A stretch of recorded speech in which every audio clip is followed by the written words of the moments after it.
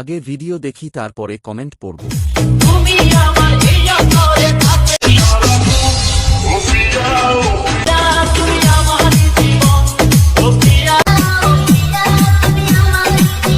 रुको जरा सबर करो।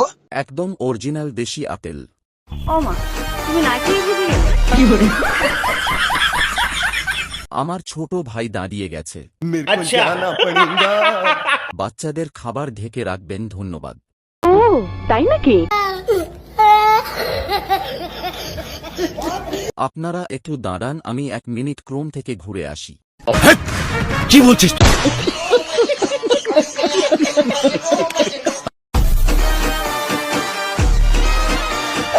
ওল্ড যদি গোল্ড হয় তাহলে আমার